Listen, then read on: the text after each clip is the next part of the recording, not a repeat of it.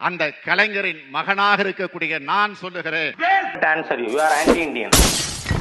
இவங்க வாழ்க்கை ஒளிமயமா இருக்கணும். நம்ம வாழ்க்கை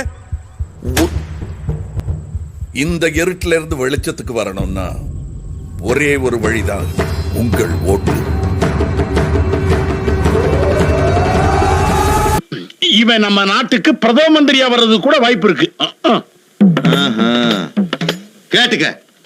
மாநிலங்களவை தேர்தலில் திமுக தலைமையிலான கூட்டணி கட்சிகளின் ஆதரவுடன் மக்கள் நீதி மையத்தின் சார்பாக மாநிலங்களவை உறுப்பினராக கமல்ஹாசன் தேர்வு செய்யப்பட்டார். நம்ம வீட்டுல விலகிறீங்களா, 4 வீட்டுல ஃபுல் சுட்டுங்க, தப்பு இல்லை நினைச்சு.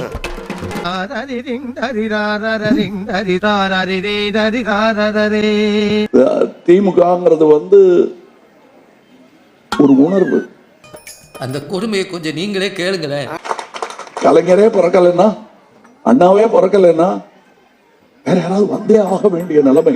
நல்ல வேளை இவங்க வந்தாங்க. சரியான ஆட்கள் சரியான நேரத்தில் வந்தது. அதோட எங்கே 1920 ஆரம்பிச்சாச்சு இந்த இயக்கம். அதுக்கு உருவம், அதற்கு பொருளும் மக்களுக்கு புரிய நேரமாகிவிட்டது. அவ்வளவுதான். அதுக்காகத்தான் இவ்வளவு 75 வருஷம் ஆச்சு. எங்களுக்கு புரிந்து விட்டது. என் வயது என்னவோ அதுதான் என் புரிதல் டிஎம்கே பற்றியது. நான் கண் திறந்த போது பார்த்த சூரியனை தான்.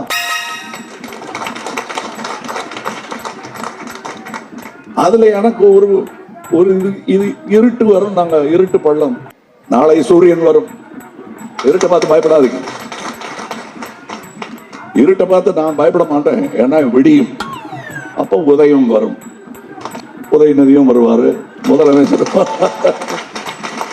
இன்னொரு பாராட்டு விழா கூட்டம். இந்த அரங்கம் பத்தாது.